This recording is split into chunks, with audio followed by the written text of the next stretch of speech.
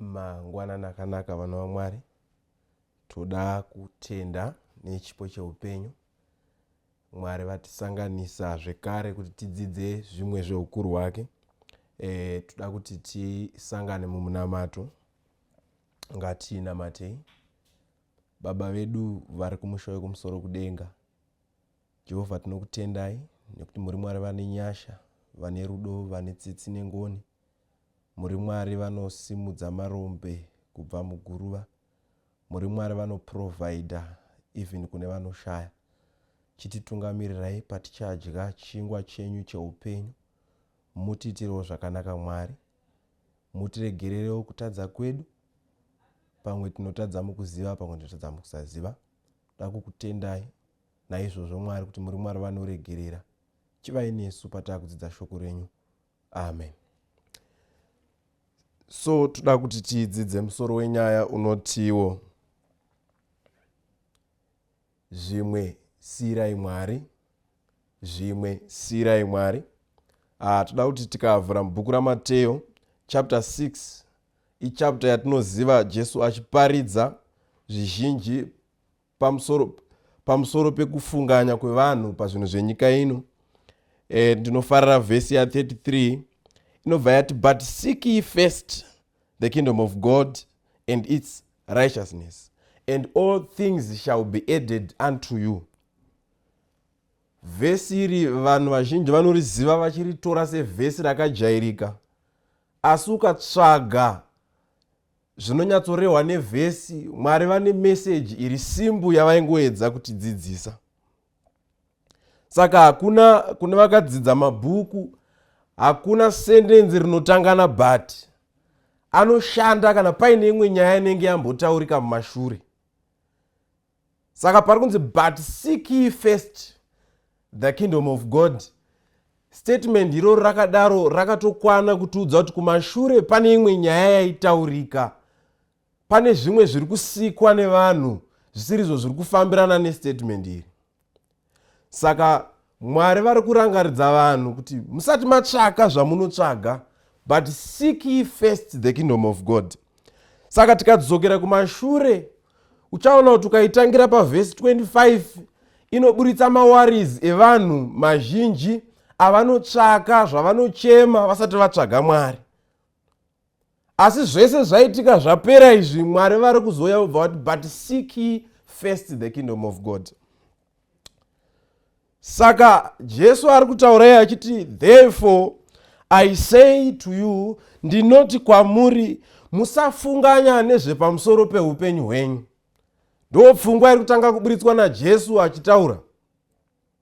Zvakanzi vazhinji munotambudzika nezvinhu zvenyika ino, but basa zhinji chimbomirai kufunga pamusoro pezveupenyu hwenyu.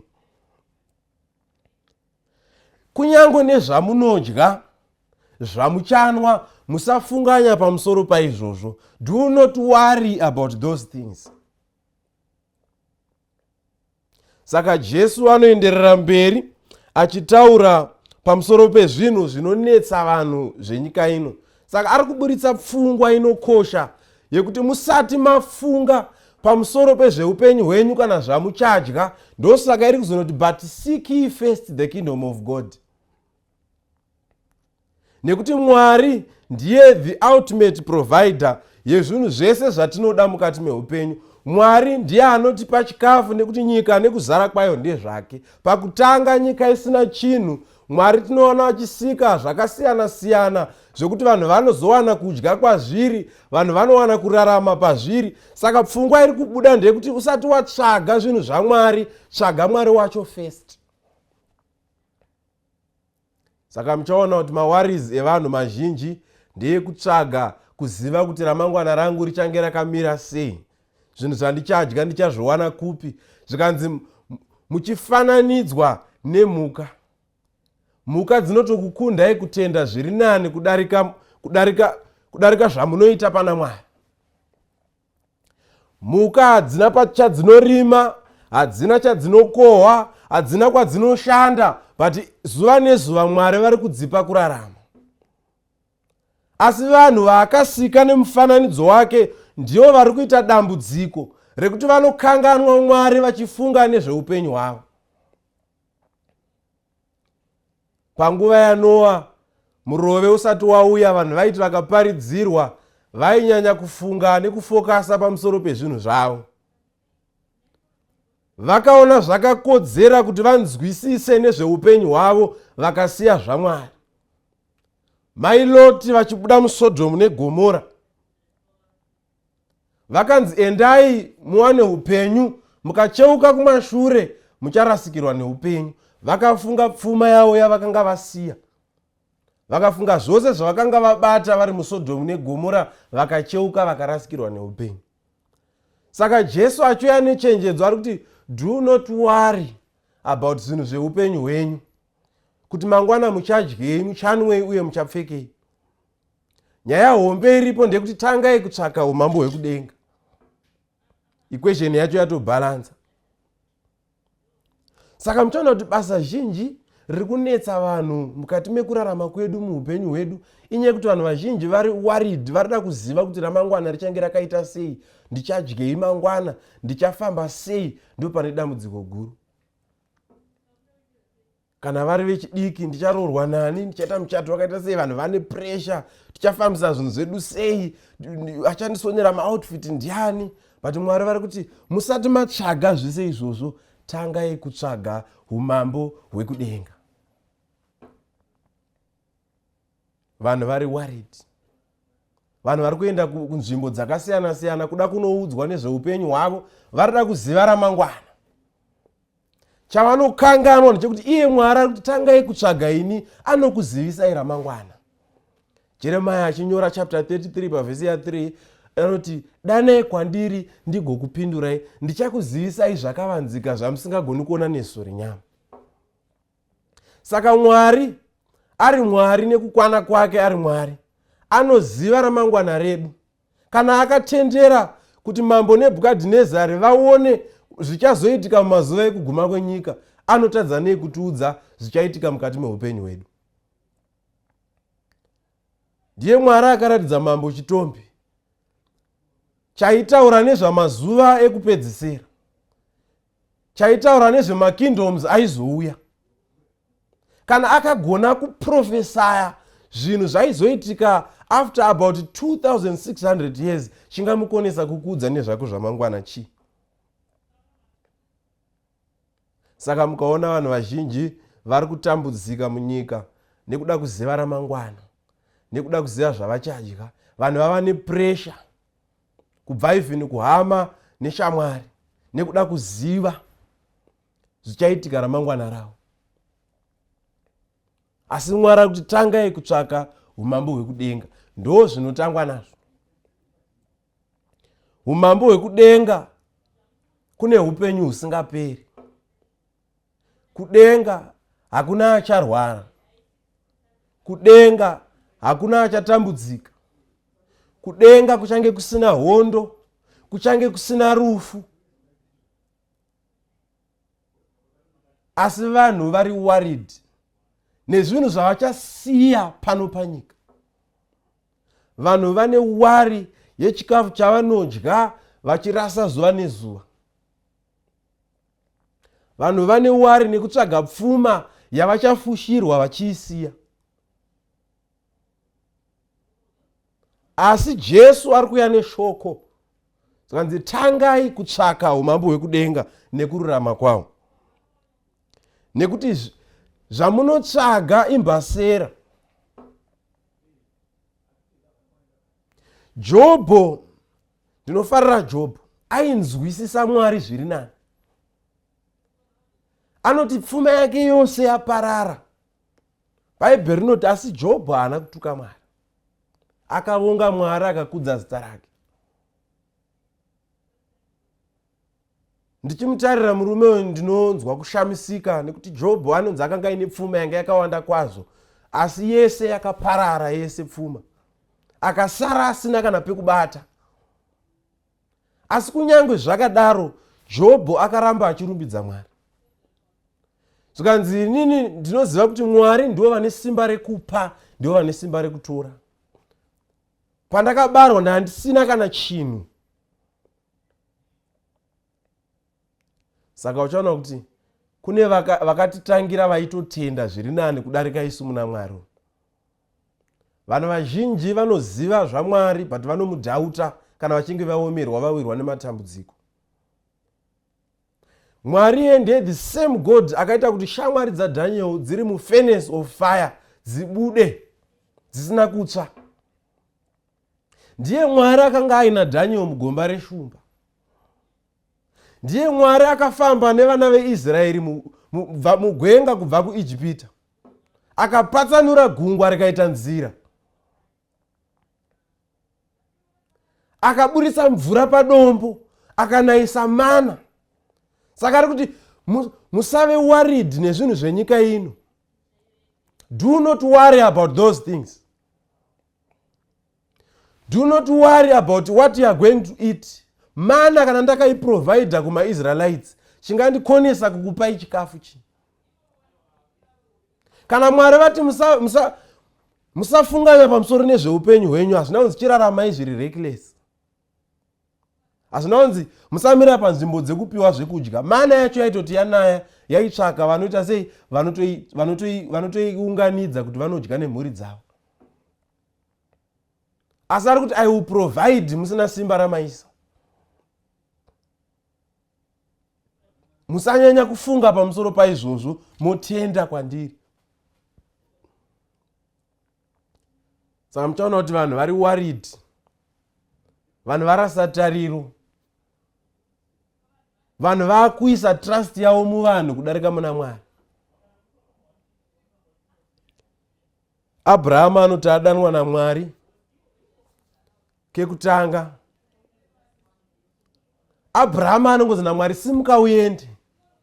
Haana kubvunza zvakawanda nemhaka yei. Abrahamu akanga aine hukama naMwari, aivimba naJehovha, ndosaka vachinzi baba vekutenda. Saka pfungwa huru inobuda ndeyekuti tikatsvaga Mwari, zvizhinji zvatinotsvaga God will provide. Abraham akanga akavimbika pamberi paMwari, asi Mwari nekuda kwekuvimbika kwake vakanonoka kumupa mwana, vakamupa nenguva yakafanira. Vamupa vakamuti da kuti upe mwana yese chipiriso. Abraham haana kukweshena Mwari. Nemhaka yei aiva nekutenda muna Mwari. So dambudziko guru ratinaro mumazuva ano ekupedzisira, zvinhu zvabhenda zvazvakaita izvi, mabasa achishayikwa, mabhizinesi asiri kufamba, matambudziko achiwanda, hondo dzichirwiwa. Mwari vari kuti tangai kutsvaka umambo hwekudenga, zvekuti muchadyei muchapfekei ndini ndinoziva. Abrahamu akangosimuka nemhuri yake vakaenda. Mwari ndiye aiziva kwaaida kuti vaende, asi akangomti da kuti ubve pauri ufambe, tifambe tese. Dzimweni dzenguva zvinongoda kungonzwisisa kuti Mwari ndiMwari, kumuisawo panzvimbo yake. Zvimwe zvinhu asi zvedu ndezvekusiyira mumaoko aMwari. Muprofita Habhakuku anotaura, kunyangwe muzvirugwi mukashayikwa mombe, miorivhi ikasabereka, ndicharumbidza Jehovha nemufaro. Nemhaka yei anonzwisisa Mwari zviri nani. Kuti kunyangwe tine nzara tikarumbidza Mwari, God will provide. 5,000 vanhu vakamirira vaine nzara, so paine zvingwa 5 nehove 2. God provided food for everyone. Kubva pazvishoma izvozvo, vamutaura anoti little is much when God is in it. Saka Mwari vakatendera kuti pazvingwa 5 nehove 2 pasare mabaskets anokwana kuita 12 ema-leftovers. Ndokuzvibata kwaMwari kunoshamisa. Worry not about things of this earth. Worry not about your fleshly desires. Simudzira Mwari kuburikidza nemweya wako. Tsvaka Mwari. Any problem that you face, tsvaga Mwari.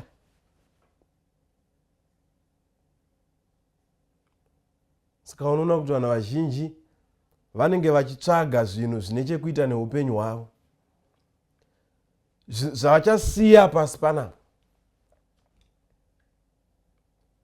Dzimweni dzenguva Mwari vari kuti tanga wangotsvaga ini uone zvandichakuitira mukati meupenyu hwako. Kunyange munhu akarwara, tsvagai Mwari. Musati maita zvamuda kuita, tsvagai Mwari. Vanhu vazhinji vane matambudziko ekudhauta Mwari. Kumakereke kwatinoenda, vamwe vanoenda ari maburial society. Vamwe vakungoenda nekuti vaneta. Asi Jesu ari kurovedzera pashoko rake kuti tangai kutsvaka umambo hwekudenga nekururama kwawo. Chakapa vana Dhaniel ushingi vari mugomba reshumba, vaiziva kuti Mwari unotirwira. Shamwari dzake dzakatobheja kuti kunyange vakatirwira, kunyange vakasatirwira, Mwari tinomuziva kwatakabva naye. Chakapa shungu vana Johani Mubhabhatidzi vekufira shoko iri, vanoziva Mwari kwaakavadzura. Vana Mozisi vanonzwisisa nyaya idzi, kwaakadzurwa naMwari nekwaakanovaisa. Saka ukatsvaga Mwari nekururama kwake, zvinhu zvinokufambira zvakanaka. Imwe nyaya yauri waridhi nayo haisi yako. Wakatobatwa BP wapa chirongwa chemapiritsi nenyaya imwe yauri kuita isiri yako. Kunyange vana vakanetsa, enda kuna Mwari. Marriage yanetsa, enda kuna Mwari. Ndo vanokupa zvese, hapana chinhu chakaitwa nemunhu, Mwari vaiprovaida. Marriage yekutanga yakaitwa naMwari. Vana zvipo zvinobva kuna Mwari. Chakunetsa chese, enda kuna Mwari. Kumwe kufunga kwatinoita pamusoro peupenyu hwedu nemaproblems atinosangana nawo, tikutora danho risiri redu, ngatingoenda tinozviripota kuna Mwari. Ishona mighty woman apuwa mwana, ane nguva refu asina mwana, anotora mukana wekuti mwana wake achinge afa akaenda kuna Mwari. Mwari, ndakanga ndiri right ndisina mwana, mondipa monditorerazve. Mwana akamuka nemhaka aiziva source rekuti mwana wandinayo akabva kupi. Saka zvimwe zvinhu zvatinonetsekana nazvo hasi zvedu, ndezvaMwari. Zvimwe sirai Mwari. Urwere ukanetsa zvinengei, namatai kuna Mwari, ndiye anorapa zvirwere zvose. Kumukadzi akabuda ropa 12 years achibuda ropa. Paakasangana naJesu akati handisi kuda kutaura naye, ndoda kungobata mupendero wenguo yake. Zvimwe zvacho ngatisirei Mwari. 38 years murume akarara papool, akamirira mutumwa kuti abvongodze mvura, aitangirwa. Asi Jesu anoti auya anomurapa. Saka zvimwe zvacho hazvinei nekuti wamira nguva yakareba sei, kana nguva yaMwari yangokwana, vanouya vachikusimudza kubva pauri. Ndo zviri Mwari. Hazvina, Mwari havatongerwe zvinhu zvavo. Ukavapa nguva yavo, ukavapa nzvimbo yavo, zvinhu zvako zvinokufambira zvakanaka. Vana Loti vakaenda kuSodhomu neGomora vaine pfuma yanga yakawanda, vakadzoka vasina chinhu. Bati Mwari havana kuvasiya, vakawana pekutangira. MaIsraelites mugwenga, Mwari vakanga vainawo. Vanapita varedza hove usiku hwese vashaya. Jesu unongoyoti isaya apa maneti enyu, vanobata hove dzakawanda kudarika dzavakanga vasimbobata mazuva ese. Zvimwe zvacho pamwe uri kuredzera pasiripo. Tsvaga Mwari, vanokuudza nzira dzekufambira. Ndosaka Jesu achiti I am the way, ndiye nzira. Nzira yake inoendesa kuupenyu husingaperi. Saka zvimwe zvacho hazvidi nharo, hazvidi kunetsekana nekufunga zvinhu zvisinei neupenyu hwedu. Zvinoda kuti ivo Mwari mbune tivaudze. Saka muchaona kuti dambudziko guru ratinaro ndere vanhu vanoda kufunga zvinhu zvavasingafaniri kunge vachifunga. Ndere vanhu vanoda kufunga zvinhu zvisinei navo, zviri kungoda kuti Mwari chete vapiwe wavo mukana. Saka anoenderera mberi Jesu akati kunyange mungakundwa here nemhuka. Mhuka hadzina chadzinorima, hapana padzinokohwa, asi Mwari ndo vanoprovide. Shoko riri very simple, zvokuti haridi nharo, ringoti musati maita zvese izvi, tangai kutsvaga Jesu. Tangai kutsvaga Mwari pazvinhu zvenyu. Tangai manamata. Zivisai Mwari mamwe matambudziko amuri kusangana nawo. Zvekutsvaga ma-alternative outers zvekuenda kung'anga nekupi handizvo. Mwari vari kuti tangai matsvagaini. Nekuti ndini ndichakupai, ndosikati vose vakaneta nevakaremerwa ndichakupai zororo. Musatsvaga kuzvizorodza mega, Mwari anokuzorodzai.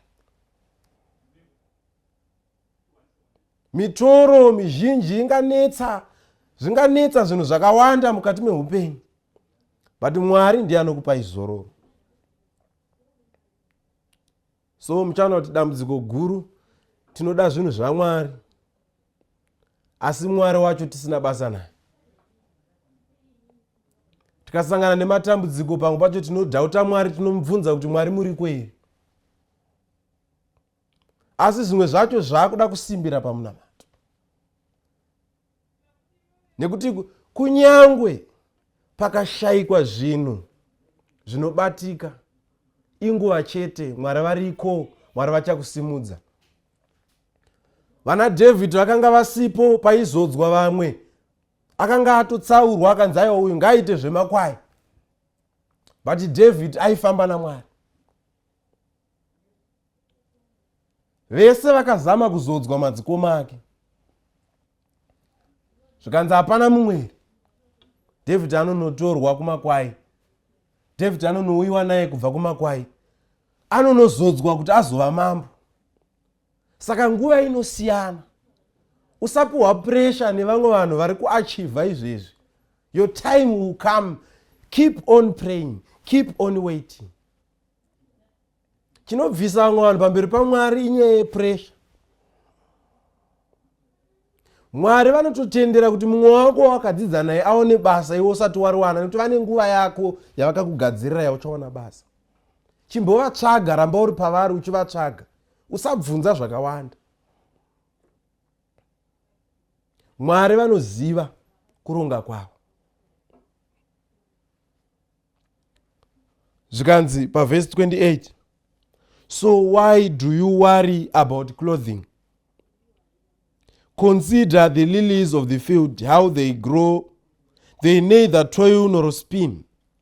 And yet I say to you that even Solomon, in all his glory, was not arrayed by one of these.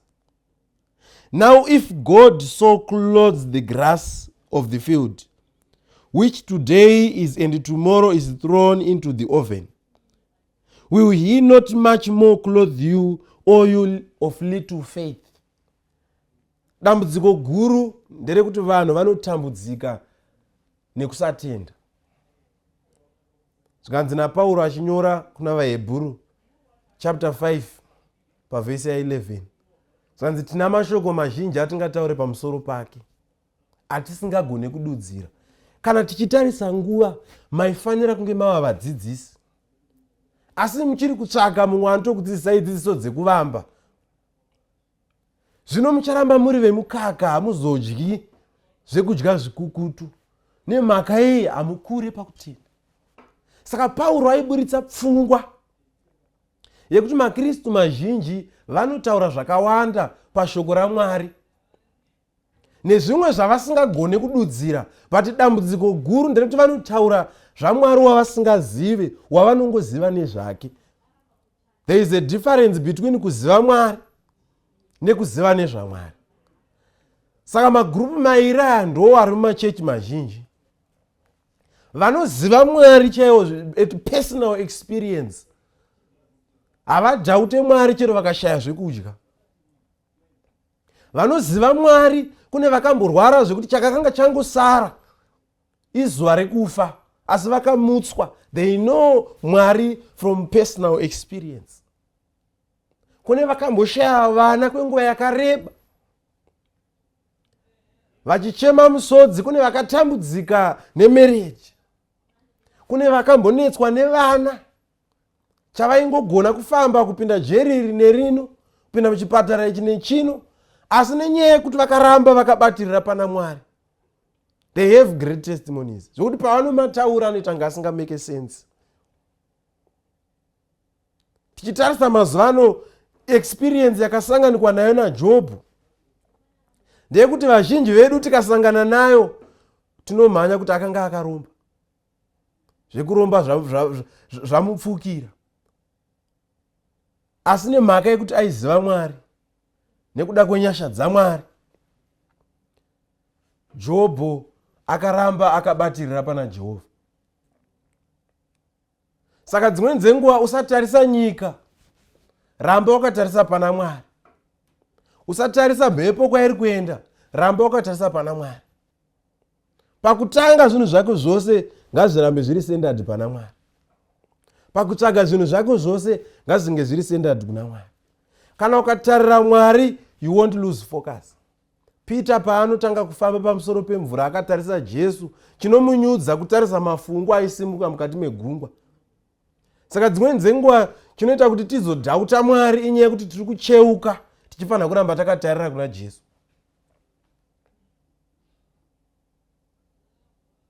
Saka dambudziko guru ratinaro ndere vanhu vari kurasa tariro vasina kutarira pana Mwari.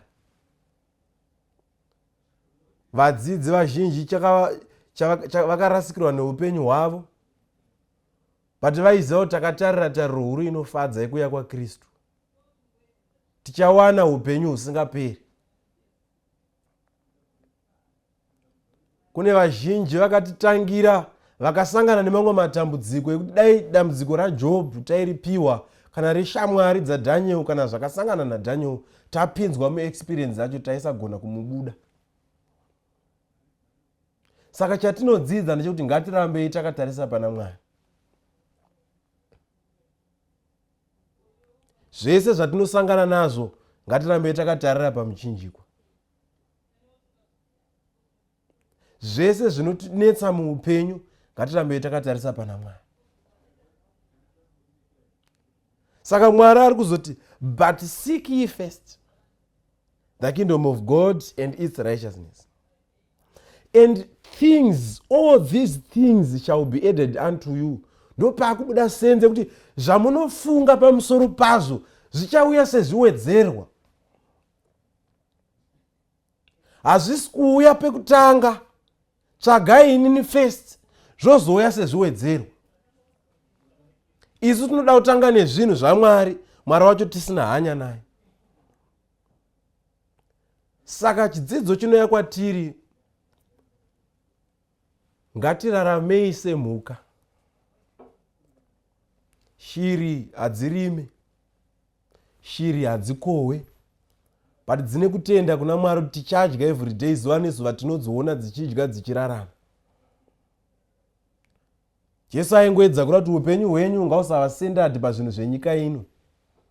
Chaita kuti vanhu vazhinji vanoromba, vamwe vaende kuma extremes ekuita zvinhu zvisakarurama nenyaya yekutsvaka mari, nenyaya yekuda upfumi. Mwari kuti tsvagai inini nyika nekuzara kwayo ndezvangu. Vana Solomoni vakapiwa upfumi pamusoro peupfumi. Abvunzwa kunzi naMwari, unoda kuti ndikuitire chii? Akakumbira uchenjeri. Akumbira uchenjeri, Mwari vanomuwedzera nepfuma. Akanzi wakumbira chinhu chikuru, ndafunga kuti uchaita chikumbiro chokuti da kuti vamwe vatambudzike nekuda kwezvauchawana. kana kuti uchamboti vavengi vangu vaisei mukati memaoko angu. Asi Solomon akakumbira uchenjeri, Mwari vakamupa nepfuma. Saka dzimweni dzenguva tiri kukumbira zvisiri izvo, tiri kufunga zvisiri izvo, tiri kubata mabasa asiri edu, tichitadza kusiyira Mwari mukana. Vana Hana vainamata kuna Mwari vachikumbira vana, asi vamwe tiri kunouchikwa, vamwe tiri kunosacrifice zvakasiyana siyana, vamwe tiri kunopinda mumacovenants asakarurama. But muine mukadzi vatiri kupiwa semuenzaniso mushoko raMwari, akanamata kusvika amubata mwana. Zvimwe zvacho tiri kutsvaga kusiriko, zviwedzerwa pamberi paMwari, zviwedzerwa zvimwe zvatiri kuvavarira. Ndosaka shoko raMwari richiti the love of man is the root of all evil. Ichabvisa vanhu vakawanda pamberi paMwari. Nekuti dzimweni dzenguva kuungana kwatinoita mumasangano inyaya dzenhamo, dzekufunga kuti pamwe tichaita mari tikaenda kumakereke. But ngatitsvagei Mwari anotipa mari, nekuti ari kuti zvese ndezvangu, zvese nekuzara kusanganisira newe wacho muri vangu mese. Saka tsvagai ini pakutanga. Kana matsvaga ini, ndichakuwedzera ini zvimwe zviri pazvinhu zvangu. Ndo zviri Mwari. David paanotaura kuti Jehovha ndiye mufudzi wangu, haaimbe rwiyo zvekungoimba, but anonzwisisa life experience yake, anonzwisisa mafambiro akaita upenyu hwake, anonzwisisa tsaona dzaakasangana nadzo akaburitswa naMwari, anonzwisisa mupata werufu waakafamba. Aifanira kunge akafa dzimweni dzenguva, but Mwari vakafamba naye. Saka anoti handivimbi namachinda kana nemasoja, handingavimbi nemauto angu kana nemari yandiinayo kana nepfuma yangu kana nezvikoshikari zvangu. Ndinovimba naJehovha, nekuti Jehovha wakanaka. Ndicharamba ndiri pana Jehovha, nekuti ndingadai ndakasiya imwe pfuma iyi, mamonya anofa. Ndichavimba naJehovha. Kune vakuru vakararama kare vaive nesimba rinotyisa, vaityiwa nekudederwa navazhinji, but vese dzangova history. Nebhukadhineza aiva mambo mukuru akanga aine upfumi, akanga akavaka guta raityisa, but chasara kuIraki ukaenda paiva neBhabhironi pasara chikwangwani chakangonyorwa kunzi Babylon. There were once great kings, vana Alexander the Great, vana Adolf Hitler nana Benito Mussolini vakararama vari vanhu vaiva nesimba vaityisa, but vakasiya zvese dzangova history. Asi tina Jesu akafa akamuka, achitsvaka kubhadhara zvivi zvako neni kuti atitenge neropa rinodhura tigoponeseka. Hatina chataigona kumuitira, hatina chatinogona kumubhadhara nacho, asi ndiye Jesu ari kuuya achitaura kuti tangai kutsvaga ini neumambo hwekudenga. Tangai kutsvaga ini nekururama kwangu. Ndichatokupai zvimwe pamusoro pekukupai chipo cherufu rwandakafira pamuchinjikwa, ndichakupai zvimwe pamusoro paizvozvo. Ndo zviri Jesu. Dzimweni dzenguva chinosiyana inguva chete, asi ramba uri pana Jesu. Usave worried nezvimwe zvinhu zvemuupenyu zvinokunetsa. Chingoudza Mwari kuti mimi Mwari zvakadaro zvakatonaka, tinotofamba tese zvakanaka. Kana ndichatendera kurona ramangwana, tichatofamba tese, ndichakondinya kudana kuzita renyu nemufaro. Nemhaka yekuti ndimi mune simba rekupa, ndimi mune simba rekutora. Zvikanzi kereke inopinda pamunamato mushure mekunge Peter naJames vasungwa. Mukaverenga Mabasa avapostori chapter 12 inotaura kuti James akabatwa naHerodhi akatourayiwa, sangano richitenge richimunamatira. Peter akatorwawo naHerodhi, sangano rikaramba richimunamatira. Akatungamirira maapostoli aya ndiMwari. Mumwe akatorega kudzoka, mumwe akadzoka. Asi chinondifadza ndechekuti kereke yakaramba iri pana Mwari. Peter ari pamupata werufu, Peter achitoziva kuti uku kwandaenda uku kwakaenda James haana kudzoka. Bhaibheri rinoti Peter akanga akarara hope. Chinondishamisa chakaradzika Peter inyaya yekuti Peter aivimba naJehovha. Aitoziva kuti kunyangwe ndikasadzoka uku kwandaenda uku, I have invested my life muna Mwari. Ndichawana zviwedzerwa zveupenyu husingaperi nekugara kunyika isina matambudziko. Vazhinji vaiti vakadanwa naJesu vaisiya zvose zvavaiita nepfuma dzavo, votanga kufamba naJesu nekuti vaiziva kuti Jesu kunyange pasina chiripo panova nezvinhu. Pazvishoma zvatinazvo tichararama upenyu hunoshamisa. Saka upenyu hwako kana huina Jesu hapana chinokunetsa. Kana uina Jesu haufaniri kuva worried nezvinhu zvenyika ino. Kana uina Jesu haufaniri kutambudzwa nenhamo dzenyika ino. Chero usina basa uina Jesu uri pakanaka. Chero usina chekudya uina Jesu uri pakanaka. Chero usina utano una Jesu uri pakanaka.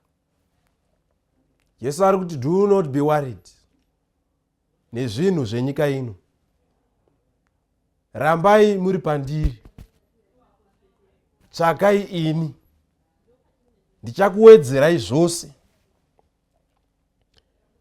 Anopedza Jesu achiti iye therefore do not worry about tomorrow, for tomorrow will worry about its own things.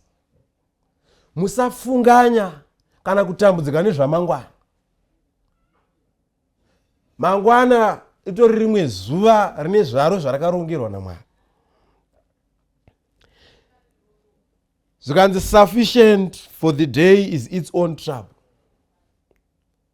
Saka Jesu ari kutaura kuti tsvagai ini nekuti nyika nekuzara kwayo kusanganisira nevageremo ndezvangu.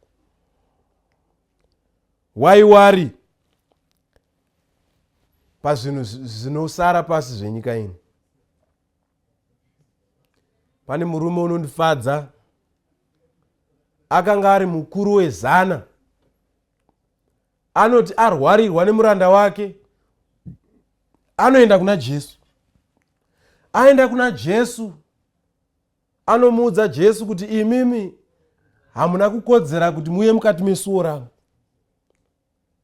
Inini ndine varanda vandinavo vandinotuma kuti enda unoita izvo vachidzoka, enda unotora icho vachidzoka. Asi imimi ndoda kuti mutaure shoko muri kwamuri ikoko. Muranda wangu unopona. Regai ndikutsanangurirei zvairehwa nemuranda uyu. Muranda uyu akanga akadzidza kuti nyika yavaigara mairi yakasikwa neshoko raMwari. Zvinhu zvizhinji zvaiva munyika Mwari vaingotaura zvichiitika. Saka akanga aine kutenda kuti zvimwe zvatinosangana nazvo muupenyu hazvidi kuti tidhonze Mwari kuuya naye kudzimba dzedu. Zvinongoda kuti Mwari vataure vari kwavari zvinhu zvotoitika. Ndo level rekutenda riri kutsvagwa matiri iroro. Saka kana vaitariswa sevasingatendi vaiva nekutenda kwakadai, ko sevana vechiedza why tichibvunza Mwari kana tichinge tawirwa nedambudziko? Why tichirasa Mwari kana tichinge tawirwa nedambudziko? Saka basa guru ratinaro vana vaMwari, let's not worry about things of this earth. Ndosaka Pauro achitaura achiti vanotungamirwa nemweya waMwari ndo vana vaMwari. Mhaka ndei vanotungamirwa nenyama vacharamba vari venyama, vari vemweya vachasimudzirwa pamweya wavo. Vanhu venyama ndo vanova worried nezvinhu zvenyika ino. Asi kana uchitenda kuti wakatengwa neropa raJesu, waanotaura Pauro kuti hakuchina kupiwa mhosva kuno vari muna Kristu Jesu, inyaya yevakatengwa neropa. Vakuti Kristu ndiye anorarama mandiri, handisiri ndindorarama. Vanoti vatenda muna Kristu vanoshandurwa mararamiro, ndo vari kutaurwa panapa kuti havafunganyi zvakanyanya nezvenyama, vanofunga zvemweya. Dambudziko guru ratinaro, tinofunga nezvenyama yedu, tinofunga nezvinobhenefita nyama zvatichasiya pano panyika. Kunyange ukanzi wapuwa mari yakawanda zvinengei, wapuwa zimba rakakura zvinengei, nerimwe ramazuva uchazvisiya zvose. Chakakosha kuinvesta upenyu hwako muna Mwari. Hazvina kunzi musatsvage mabasa, hazvina kunzi musashande kuti muwane zvokudya, asi musaisa focus yenyu pamamaterial things. Tsvagai Mwari, tsvagai Mwari nekuti ndiye muridzi wazvose.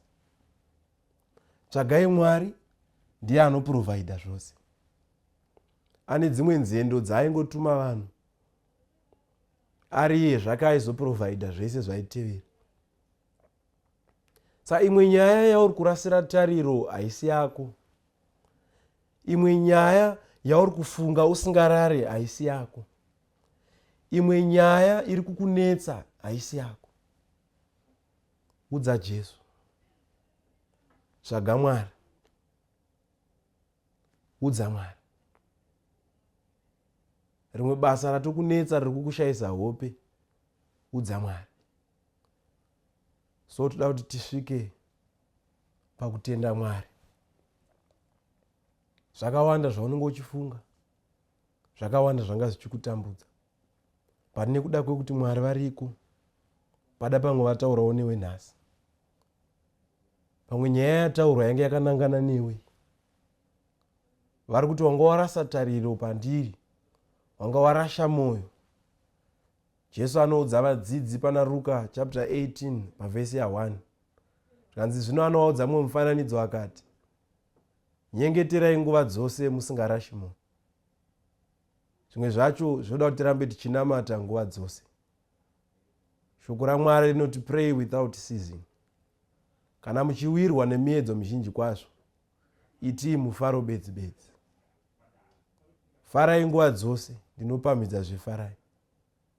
Saka pamwe wanga warasa tariro, wakutofunga kunotsvaga dzimwe nzira. But kumwe kwese kusina Mwari kunonyudza, hakuna chiriko. Mukadzi wekubuda ropa makore 12 anochema akati ndakaparadza pfuma yangu yese, aisaziva kuti zvaingotsvaka kungoswedera pedyo naJesu, kuti dambudziko rakamupedzera mari ripere. Zvimwe zvinhu zviri kukushayisa pfuma, uchipedzerwa dzimwe pfuma dzauinadzo, zviri kungoda Jesu. Soda kuti tisvike panguva yatinonamata, kuti Mwari vatiitire zvakanaka, Mwari vatisimudzire pakutenda tichinge tarasa tariro. Ngatinamatei. Baba vedu vari kumusha wekumusoro kudenga, Jehovha tinokutendai nekuti muri Mwari vane nyasha, vane rudo, vane tsitsi nengoni. Jehovha tiregererewo pamwe pacho tunoita setapera simba, tunoita setakurasika Mwari. Tinokubvunzai zvakawanda, asi tadzidza kuburikidza neshoko renyu kuti zvimwe zvatinofunganya pamusoro pezvazvo hazisi zvedu asi ndezvenyu. chititungamirai Jehovha, musimudzire mweya yedu. Pana anga atotirasa tariro newanano yake achishaya mwana. Pana anga atorasa tariro newanano yake Mwari nezvakawanda zvekusawirirana nekusavimbika kurimo. Pana anga atorasa tariro akati Mwari zera rekuroorwa rekuwanikwa radarika kana rekuwana. Ndakadzidza asi basa handisati ndariwana. Asi Jehovha mukuti tangai kutsvaka ini neumambo hwangu nekururama kwavo. Musave waridhi nezvamangwana.